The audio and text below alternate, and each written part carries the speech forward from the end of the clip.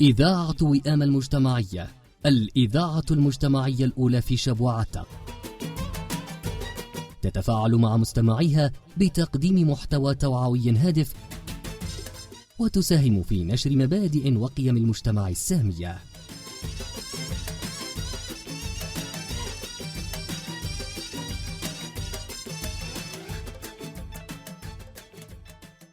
افتخر انت ابن شبوه، طيبه وهيبه ونخوه، عز يا حيدي وعزوه، افتخر انت ابن شبوه. استوديو وئام، استوديو وئام. انت شبواني رقى النايف وعانق قمته، وفوق راسك السلافي فوق راس الطايله. انت شبواني رقى النايف وعانق قمته، بيرق المجد. السلام عليكم ورحمة الله تعالى وبركاته. أهلا وسهلا بكم مستمعين الأكارم إلى حلقة جديدة ومتجددة من برنامجكم الأسبوعي استوديو إذاعة وئام، الذي نسلط فيه الضوء كل أسبوع على قضية من القضايا التي تهم المواطن وتطلعاته وتتعلق بحياته اليومية. ضيفنا لهذا اليوم الأستاذ محمد فضل الحامد، رئيس منتدى يزال للتوعية والحد من الثار.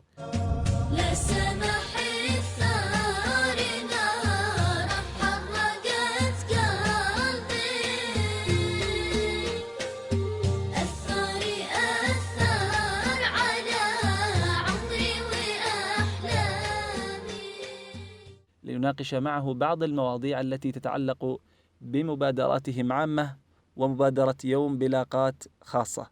أهلا وسهلا أستاذ محمد. يا مرحبا والفرح يشرق بضيفانا، اعداد مهل وابل الوسم هتاني، واعداد ما سطر الهجا سوزانا.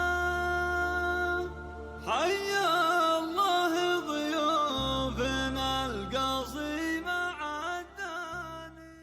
بداية، من هو محمد فضل الحامد؟ محمد فضل الحامد رئيس منتدى يزال للتوعية والحد من الثار والنقيات أيضا. أهلا وسهلا أستاذ محمد. بداية، لو تطلعنا وتطلع المستمعين الكرام حول أبرز المشاريع أو المبادرات التي يتبناها المنتدى. منتدى يزال للتوعية هو قايم على نشاطين مهمين جدا في محافظة شبوة، واللي هي مشكلة الثار ومشكلة القات. مشكلة الثار كانت لها فعاليات متعددة، منها ما كان أولا حملة منع السلاح في عتق قبل طبعا منع السلاح هذا، ولاقت رواجا شعبيا هائلا لأن الناس كانت ضد فكرة السلاح، حمل السلاح داخل المدينة. نعم. وكانت لهم تعدد في النشاطات ندوات وخطب جمع موحدة على مستوى المحافظة. جميل. ودعوات إلى صلح عام، إلى أيضا تفعيل أو تواصل مع الوسطاء في حل قضايا هذه. نعم. طيب، هل لاقى المنتدى استجابة من المواطنين للمبادرات التي يقدمها؟ نعم، لأن هذه قضية تعتبر يعني تهم أبناء شبوة في كل المجالات. نعم. في طبعا من الناحية الأمنية، وأيضا حتى من التعليم، وأيضا من أرزاق الناس يعني. نعم. فكانت لأول مرة كذا يعني يسلط عليها الضوء بشكل توعوي، نحن فقط جانب توعوي. وكانت استجابة كبيرة جدا. أولا أن الناس تريد الخلاص بأي طريقة، وترى في أي خطوة أنها تكون بداية الخطوات لإنهاء الثار أو حتى التوعية. نعم. ونحن في جانب توعوي، وطبعا هو في الأخير يريد قرار، يعني قرار أمني بدرجة، هي مشكلة أمنية حقيقة. نعم. ولكن لا بأس، التوعية مهمة جدا في هذا الموضوع. نعم. طيب، قبل ما نتطرق إلى مبادرتكم الجديدة التي أعلنتم عنها يوم بلاقات في محافظة شبوة، لو سألنا سؤال منتدى يزان في الآونة الأخيرة يعني أفل ظهوره أو خف ظهوره، ما هي الأسباب أستاذ محمد؟ نحن نتعامل مع في موضوع الثار بطريقة حساسة نوعا ما يعني. أحيانا عندما تهدأ قضايا الثار لا نحاول نثير الموضوع أكثر ما هو مثار يعني. نحاول نتماشى مع فعندما مثلا للأسف كانت أنا أذكر في رمضان ما قبل 2 الآن تقريبا عدينا في 21 قتيل متفرق يعني في رمضان فقط، ويفترض ما في أصلا لا في حتى باقي الأشهر. نعم. لذلك نحاول ان ما نعمل توعيه في الوقت اللي هو هادي يعني في الهدوء، انك ما تعمل توعيه، لان احيانا الموضوع حساس الى حد بعيد. نعم. احيانا الافضل انك ما تعمل توعيه، واحيانا العكس تماما.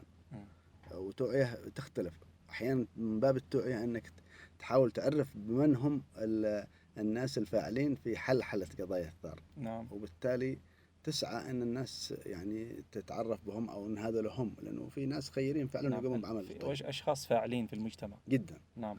بعضهم لهم باع طويل في موضوع حل القضايا هذه. نعم.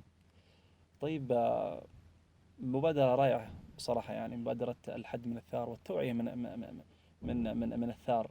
وايضا لا هل في له مخاوف من تواجهكم في عملكم؟ لا خصوصا مبادرة الحد من الثار. لا طبعا ما في اي مخاوف. لا في العكس انا اعتقد انه اصلا القبائل اليوم هي بحاجه وهي تسعى. نعم. تسعى الى هذا الموضوع، وكل شخص يعني او كل بيت تأذى من هذا الموضوع. تأذى، ولكنهم يريدون مخارج. نعم. تفرض عليهم احيانا يعني اذا حل لهم انه موضوع انه يفرض صلح فرضا، فهم افضل لهم، لانه احيانا الواحد ما يقدر يحكم اولاده في هذا الموضوع. نعم. والعاقل نفس الشيء ما يقدر يحكم قبيلته. نعم. فنحن نتمنى انه يجي يوم يفرض صلح من الدوله يفرض. جميل. وهذا هو الحل الوحيد يعني. صح. يعني الامن ان يقوم بدوره وان يفرض هيبته. طبعا هو في ايام بريطانيا فرض الصلح فرضا. نعم. حتى ان الطائرات في حضرموت قامت وقصفت بعض الاماكن يعني تحذيريه. نعم. الذي يتمردوا، ووقعت القبائل كلها على صلح. نعم. في الاخير هو موضوع امني. صحيح. موضوع امني وقضايا ايضا. نحن طالبنا عده مرات، والتقيت انا مع قضاة انه لا يجب ان يقتل ولا حتى يكون عليه تعميم في المطارات او في المدن. نعم. حتى هذه التعاميم حتى وان كانت الدوله ضعيفه، لكنها ممكن تمسك او تحد من ظاهره انه انا بقتل وبروح الى اي دوله. نعم. هذه طبعا خطوات ممكن قادرين عليها الان، وان شاء الله انهم كذلك باذن الله. لا سمح الثار نار حرقت قلبي، الثار أثر على عمري وأحلامي. طبعا لو تطرقنا إلى مبادرتكم الأخيرة، مبادرة جميلة جدا سمعنا عنها في مواقع التواصل الاجتماعي، وأيضا كانت في منشورات لهذه المبادرة، مبادرة جميلة جدا اللي هي مبادرة يوم بلاقات في محافظة شبوة. نعم. يعني لو تصف لنا هذه المبادرة وأبرز الأعمال التي ستقوم بها من أجل يعني أن تنجح هذه الفكرة. مبادرة يوم بلاقات هي خطوة، يعني يقال رحلة 1000 ميل تبدأ بخطوة. نعم. أعضاء المنتدى في الغالب هم متناولي قات أو مخزنين. وهذه في الأصل جاءت منهم يعني، حتى الأخ مبارك سالم وغيره من الشباب كانوا يقولوا نحن نريد أن نعمل يعني مبادرة. أيوه. نحن بصراحة قبل فترة قد قدمنا بمشروع إلى الجهات، عدة جهات، ونحن لحد الآن نريد نهيئ له أننا نسوق هذا المشروع. جميل. وهو إيجاد البدائل. نعم. نحن نتكلم على أبناء 13 سنة، أبناء 12 سنة. إذا ما عملنا يعني مشروع متواصل لمدة 4 سنوات وتوعية ومشاريع بديل، لأنه يحصل هذا الشاب يحصل بديل يخرج له. جميل. فأعتقد أنه بالحد نحن سميناها الحد من القات، ما نقدر القضاء عليه. أيوة. ولكن الحد من القات يعني تخفيف. نعم. هذا المشروع هو عبارة عن إقامة هنجر يعني. للأسف نحن سقرنا موضوع الصالة الرياضية إلى هنجر. نظرا للظروف البلاد هذه. جميل. ويتبنى حتى المنظمات تساعد فيه والدولة. وفي كل منطقة هنجر مثلا 60 متر في 40، ويكون فيه كرة سلة، يكون فيه ألعاب رياضية، فيه مثلا شاشة تلفزيون. تعطي أنشطة للشباب جميل. وتوعية، نعم. وحتى كيف تختار جامعتك، يعني مركز ثقافي. أيوة. مثلا هنا مثلا عندنا صالة رياضية في عتق، وأعتقد أنها بحاجة فقط للدعم، أعتقدها موجودة، لكن باقي المناطق لا يوجد فيها. صحيح. فإذا تريد معرفة يوم بلاغات، فأعتقد أن يوم بلاغات هو في الأصل توعوي. جميل. ما فيش يعني ما فيش فائدة من يوم أنك ما تخزن، لكن أي. في احنا نريد نوصل إلى التوعية، أننا نحن نريد أن نرفض أن موضوع القات أنه أصبح أمر واقع. جميل. طيب هل هناك جهات رسمية أو غير رسمية كمنظمات ومنظمات مجتمع مدني تعاونت معكم وقدمت لكم الدعم والمساندة في هذا الموضوع؟ شوف، نحن في منتدى يزان ربما تكون لنا سياسة مختلفة. نحن نحاول أن نتحاشى الدعم أو الكلفة المادية. جميل. تمام. نقوم بعمل توعوي، لأن نرى أنه من الطبيعي أنه يكون عمل توعوي شعبي. عندما تتدخل الدعم أحيانا يكون هناك يعني سلبيات صاحبة. جميل. ولو أنه بعض الأعمال ضرورية. جميل. لكن نحن بما أنه توعوي فنحن لا نحتاج ذلك. جميل. نعم. طيب ما الذي تمثل مبادرة يوم بلا قات؟ يعني ايش الفائدة منها من يوم فقط؟ نعم. هو أولا أعتقد أنه صار القات يعني كأنه مثل شرب الشاي بالنسبة للناس. نعم. يعني لابد أننا نقول أنه جرس أنذار. نعم. يجب أصبح شيء ضروري. أصبح أنه يجب أن يكون هناك تساؤل. أنا أتساءل مثلا أحيانا إذا كان شاب مخزن وعنده 4 أولاد من 11 إلى 14 سنة وهم ما يخزنوا. جميل. بعد 4 سنوات إذا خزنوا هذول كيف بيكون وضع الأسرة المادية؟ نعم أكيد. لذلك إذا ما اعتبرنا أن القات أنه دخيل علينا وأنه مشكلة. إحنا الآن البعض لما يتكلم عن ده يقول لك لا عادي القات بالعكس. لكن في الأصل اللي يخزنوا هم يريدوا يتخلصوا. ما أعتقد أن واحد متناول قات أو مخزن قات بالمعنى الحرفي أنه يريد أن ابنه يخزن. وبالتالي هو يريد أي توعية، أي حلول. نعم. طيب جميل جدا مبادرة يوم بلا قات، لكن هل يوم واحد كافي لأن يوجد فرق؟ هو يوم نحن نقول خطوة في رحلة ال1000 ميل، ما هو نحن ممكن بعدين نلقي يوم في الأسبوع. نعم. هو عملية أقناع. ربما بعضهم من أكبر يعني اللي مدمني القات، واعتذر على كلمة مدمني أو متناول القات، ربما يريدوا مثلا زخم انه والله يحصل مجموعه انهم ما يخزنوا في مثلا يوم الاحد. نعم. او يوم الاثنين، يريد ان يرى معه اقران. ايوه بالضبط. لذلك هم هذه محاولات ولكنها ان شاء الله بتنجح. نعم. وايضا نحن ايجاد البدائل يفترض. انا مثلا اقول لك في اوروبا وفي هذه الدول اللي هي متقدمه يعملوا من السجائر، رفعوا اسعار السجائر ويأخذوا منها نسبه لمراكز السرطان لانها تسبب السرطان. دعم لمراكز السرطان. نحن نفرض نسبة من ضرائب القات مثلا او من نسبة النشء هذا انها تدعم الشباب للتوعية. لا من الحد من لا ليس بالتوعية، لكن لإقامة إنشاءات رياضية. نعم. لإقامة منشآت البدائل، إيجاد البدائل. نعم. لا يمكن الاستمر 20 سنة أخرى بدون أي حلول. نعم. طيب جميل جدا، وحديثك بصراحة يعني شيء ممتع، لكن أستسمحك عذرا في فاصل بسيط ومن ثم نعود إلى مواصلة هذا الحديث. أعزائي المستمعين فاصل ومن ثم نواصل. لا تخزن يا بابا الله يخليك لنا، ارمي القات من يدك أرجوك واجلس معنا. لا تخزن يا بابا الله يخليك لنا، ارمي القات من يدك أرجوك واجلس معنا.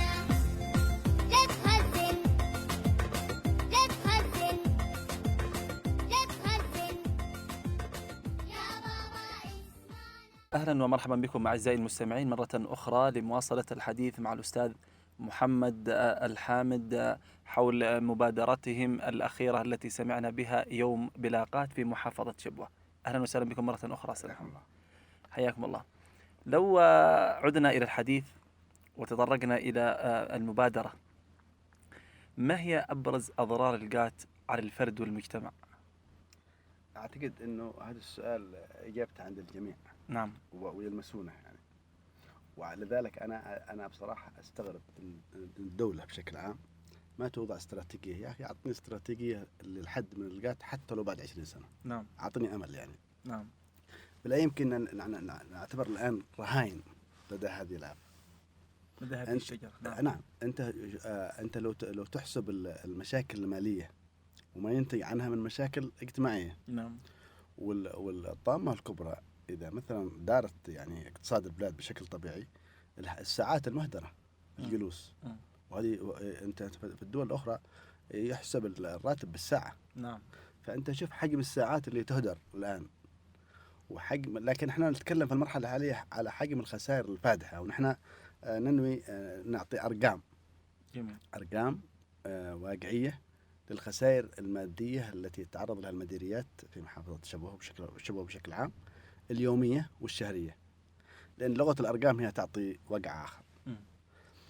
فالاضرار انا ما اقدر اعددها لان الجميع يلامسها يعني. وبصراحه نكون واقعيين، احيانا تحصل انه هذا ما دفع فاتوره الكهرباء، هذا ما دفع فاتوره الماء، هذا نعم. ما دفع يعني ابسط الانشطه، حتى الاشتراك بنا في نادي. نعم، لانه يستهلك جميع دخله في القاع. لانه يعني مغلوب على امره. نعم. هو وده، هو فعلا يريد، لكنه ما في سيوله. انت توقع احيانا القات يصل الى 8000 يعني كريم، مقارنه بدخل الفرد الذي ما يساوي شيء. أيوه. في ظل الغلاء هذا. نعم. يفترض نحن في ظل الغلاء هذا ان نحرك موضوع هذا القات. نعم. لانك هذا اللي في يدك. نعم. اما انك تعادل يعني او يعني تغير اسعار موجوده على مستوى يعني او حتى الرواتب هذه مهما طلعت مهما ارتفعت تبقى مشكله القات قائمه. نعم. جميل جدا، يعني مبادره رائعه والله. طيب، هل سنسمع من منتدى يزان عن مبادرات مماثله اخرى بخصوص هذا الموضوع؟ في موضوع القات؟ نعم. نحن نريد يعني نريد ان يتطور الامر الى اكثر من يوم يعني. لا نحن ندرج، نحن نقول نحن نتمنى انه نوصل الى مثلا يوم في الاسبوع. يوم في الاسبوع. نعم. وعندما يكون العمل طوعي وتطوعي وبدون اكراه وبدون اجبار، لان نحن في الاخير يعني منتدى توعوي. نعم. تمام. ايضا حتى القبول يكون قبول هناك، لانه اكثر الناس اللي هو اختياري، هو والله بيخزن او ما بيخزن يعني. نعم. لكن الناس خايفه، شوف خايفه من القادم اسوء. انا للاسف نعم. يعني انا ما احب اتشائم، القادم اسوء. نعم. اذا ما راينا حلول للقات، فتخيل انت يعني بعد 4 سنوات كيف بيكون وضع البلاد. نعم. لما بيطلع هذا الجيل الشباب، انا لما ادخل الى صف اول ثانوي او ثاني ثانوي وشوف الطلبه هذا لو انهم مقبلين على هذا الكارثه. نعم. هذا كمان اللي يعني قادم على وادي يعني بيسقط فيه. يهاف. ايوه. نعم. فان شاء الله ان الناس يعني تكون حذره في هذا الموضوع. ان شاء الله باذن الله. طيب، هل تتوقعون انتم في المنتدى ان ستكون استجابه لهذه المبادره في شبوه؟ نعم، انا اشوف العمل التوعوي هو ما له مقياس. نعم. ما له مقياس. ربما اللي اليوم ما هو له استجابه بيكون بكره له استجابه. يعني نحن لا يهمنا اليوم هذا، يهمنا ما قبله وما بعده. ما قبله في التوعيه الحاليه وما بعده. نحن عندنا يعني افكار ان نعقد مثلا ورش عمل او يعني امور تصاعديه، ولكن بهدوء. نحن لا نريد الكلفات الماديه ولا نريد الاحتفالات الضخمه، لانه في الحقيقه من المخجل انك تحتفل بانك ما خزنت يعني في هذه البلاد. الطبيعي انه هذا يحد من القات بنوع من الهدوء وبنوع من وانا اعتبر هذه ثقافه. نعم. انا اعتبر ان هذه ثقافه، انه لابد ان تغير ثقافه القات. يعني انه يجب ان اوكي نخزن، ولكن نعتبر ان هذه مشكله. صح. بدينا في الفتره الاخيره لا نعتبرها مشكله، نعتبرها طبيعي، شيء طبيعي. ايوه. وهنا هي المشكله الاساسيه. نعم. ان لا تقر بان الخطا خطا. ايوه. نعم. ممكن ما تقدر تعالجه، لكن اقر انه خطا. خطا فادح. نعم. جميل جدا. طيب استاذ محمد، قبل ما نتناول اسئله المستمعين، لان وردتنا بعض الاسئله على بريد الاذاعه، أن نذهب إلى فاصل آخر ومن ثم نواصل. يا أبي في شتات كف عن هذا النبات، يا أبي أرجوك حاول أن تعيش بدون طه، أن تعيش بدون طه. أهلا وسهلا بكم أعزائي المستمعين مرة أخرى إلى حوارنا مع الأستاذ محمد الحامد، رئيس منتدى يزان للتوعية من الثأر. أهلا وسهلا بكم أستاذ محمد مرة أخرى. حياكم الله. طيب، وردتنا بعض الأسئلة من المستمعين. يقول أحد المستمعين أن بعض الشباب يتذرع بتعاطي القات، أن القات ينجز له عمل. ما قولكم بهذا الموضوع؟ ما هي حجم الأعمال الذي أنجزت مقارنة. البعض يتذرع يعني ربما يجدها ذريعة. ربما يعني إذا كان هذا فكنا في دولة أخرى، إذا كان هناك نعم. إنجاز للقات حقيقة، نعم. ربما يساعدهم في مثلا طريق أو هكذا. هذه حالات نادرة يعني في مم. السهارة في طريق. لكن الشباب اليوم يعني استخدموا القات يعني بنوع من بزيادة أكثر من حد. نعم. واتخذوه يعني شيء ضروري جدا. إذن يعني القات لا ينجز عملا. لا أبدا. أكيد. طيب شخص آخر يقول أن القات لفت أنظار الشباب عن بعض الأفعال السلبية مثل المخدرات والمسكرات، وأنه أخف ضررا من المسكرات. ما أقول لكم. أنا أعتبر هذه الكارثة بعينها، إنه هذا الشعب مخير بين القات أو المخدرات. هذه كارثة للشعب نفسه. نعم. إذا أنت تعتبر أن هذا الشعب إنه مخير يا أما وحشيش أو قات، فهذا تنتقص من الشعب. نعم. وهذا طبعا أعتقد إنه لا يجب أن يقال. جميل جدا. نعم. أيضا ما هي البدائل بوجهة نظرك؟ أنا أعتقد أن البدائل اللي في اليد اللي ممكنة الآن هي تنشيط الرياضة، لأنها في نفس التوقيت. نعم. يعني الناس تتناول القات في هذا التوقيت. نعم. والشاب عندما يتعلق بالرياضة ما بيتعلق شيء بالقات إلا فيما ندر يعني. نعم. لذلك دعم الرياضة سهل. جميل. الرياضة ما تستغرق شيء أموال، مبالغ بسيطة جدا وسهلة. ومن ضمنها هذا المشروع اللي نحن نتناول، إنه إقامة هناجر في المناطق، في كل المناطق. يعني نتكلم على مديرية أو عاصمة، نتكلم على الكل. نعم. بالعكس عندنا في الإشعاب في القرى صار التأثير كبير لأنهم في الفقر بصراحة. يعني فقر دقيق جدا، ولا يجدون متنفس ولا بالعكس. والقات يعني كمخرج، وهذا فاقم المشكلة الاقتصادية عندنا. نعم. بشكل عام في المحافظة وفي البلاد كلها.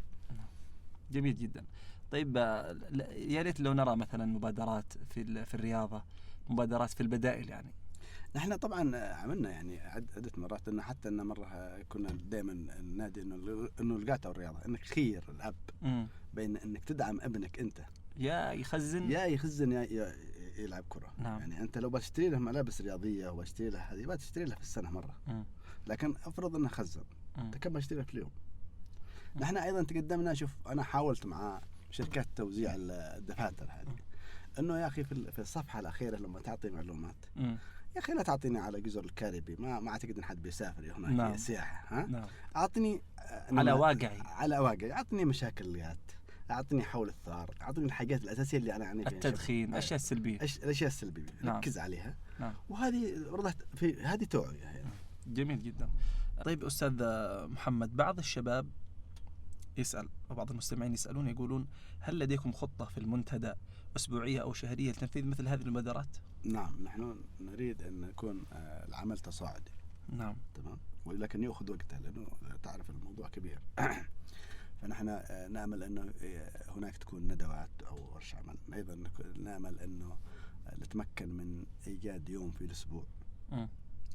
أيضا نريد بصراحة يعني أنه خطب المساجد أنهم يتكلموا على هذا الموضوع، مش ليس يعني مرة واحدة أو مرتين، يعني يكون متكرر. حتى رسالة في آخر الجمعة. نعم. يعني حتى نحن بنطلع أرقام، حتى يقولون كيف الكلفة هذه، كيف تدبر، كيف أسئلة. أنا أعتقد أنه لو في طالب ذكي عنده رسالة ماجستير أو حتى دكتوراه، أنه يطرح رسالة البحث كيف يعني من وين تدبر القات. هذه مشكلة. نعم. هذه مشكلة. بعض الشباب يقول يصبر حق القات. لا، ما أدري من أين. هذا ما أقوله. أنا مرة بقول خاطئ. أنا كتبت منشور عرفوني بالكريم هذا. من هو الكريم هذا اللي يعطيهم يعني يوميا. نعم. نتكلم على سنوات، ما نتكلم على يوم يومين شهر. نعم. فهذا كلام مش منطقي. جميل جدا. طيب أستاذ محمد، هل لديكم تواصل مع الجهات الرسمية لتشجيع مثل هذه المبادرات وخلق حلول تساهم في تشجيع متعاطي القات عن الإقلاع عنه؟ نحن الجهات الرسمية نحن نعم نأمل منها أنها تساعدنا في إيجاد البدائل. نعم. وطبعا وفق الإمكانيات. يعني نحن نتكلم مثلا، حتى ممكن نتكلم مع الجميع، حتى المنظمات، حتى نعم. جميل. أيوة. نحن فقط إذا فعلنا العامل. أنت في دول الخليج هناك يعني كل حديثهم عن الرياضة. جميل. في مجالسهم عن الرياضة. نعم. أنتوا لو حولت الشباب هذا الأطفال الصغير إنه يكون متعصب بالرياضة، افضل من انه يكون يعني متهيأ متعصب للقات. أيوة. نعم. فاعتقد ان الرياضه هي طبعا هناك القراءه، لكن القراءه خلاص الانترنت يعني قضى على الكتاب. نحن كنا اول نقول الكتاب، لكن الرياضه هي الاساس. نعم. وهي ايضا من ناحيه حتى صحيه وهوايه وكل يعني قد في لها قبول يعني عند الناس. بس دعم وبالمناسبه دعم الرياضه ما هو مكلف، ما هو الا المقرات هذه، وهذه تتعاون فيها. نحن بصراحه نرى عن بعض المنظمات انها ممكن يفترض تساعد ايضا تساعد. يعني يا ريت لو يكون في هناك تعاون بين المنتدى وبين بعض المنظمات المجتمعية التي تختص في التوعية، يعني عشان يكون توصل الرسالة بشكل. لا نحن في تعاون بيننا، يعني أنا أقول لك بس نحن ما ننفذ برامج ذات كلفة أبدا، لكن نحن نتواصل مع الجميع على أساس إنه أدعموا في هذا الموضوع. في موضوع الحد في البدائل. هذا البديل، لأن إذا وجد البديل خلاص تلقائيا الشباب بينحرف عن القات. طبعا يعني أنت هم شوف السؤال التقليدي وين نروح، هذا سؤال فاضي ما معي عمل. نحن احيانا انت لو نظمت مثلا وشفت الشباب اللي يحضروا مباراه، لو قارنت بين مباراه اليوم مباراه وبكره ما في، شوف كم وفرت على الاسر. نعم مبالغ. وهذا طبعا شوف على فكره هذا المبالغ هذا شوفها من مصروف الاسره. نعم. من صحه الاسره. احيانا الواحد يخلي ابنه الى انه خالص صح. ما يعالجه مباشره لانه ما فيش عنده سيوله يعني. نعم. واليوم الجميع يعني للاسف ان الجميع يعني نعاني من مشاكل ماليه يعني، ولذلك لابد ان نتنبه. نعم. الله اعطانا عقول، لا يمكن الاستمرار هكذا. نعم. حتى مبدئيا المفروض يعني رب الاسره او الشخص المتعاطي للقات انه يجعل لها ايام محدده في الاسبوع، يخف يعني يبدا يعني بالاقلاع تدريجيا، يعني يخزن له 5 أيام في الأسبوع، 4 أيام في الأسبوع مبدئيا. وهذا شوفوا هذا اللي يطرحونه علينا نحن أصلا المنتدى كلهم في الغالب متناوليات متعاطين. أيوة. وهم يقولوا نحن مثل هكذا أفكار إنه نحن ننقص في الأيام تدريجي. نعم. تدريجي. وهذا شيء طيب. أيوة من الحلول أيضا. أيوة من الحلول. نعم. نعم جميل جدا.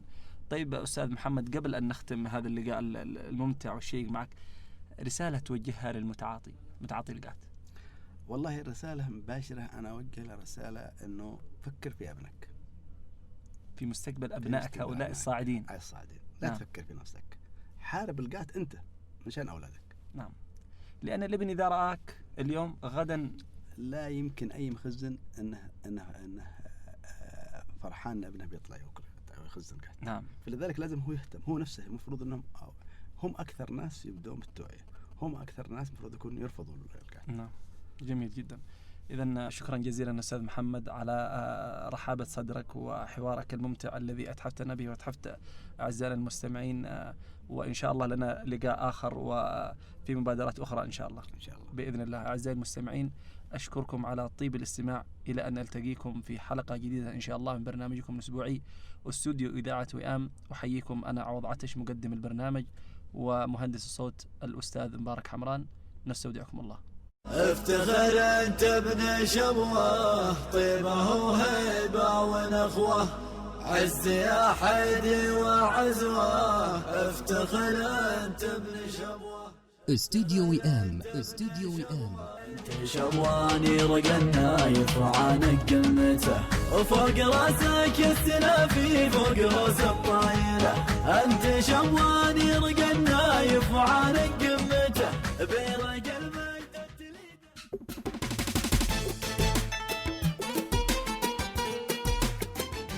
إذاعة وئام المجتمعية، الإذاعة المجتمعية الأولى في شبوعتة،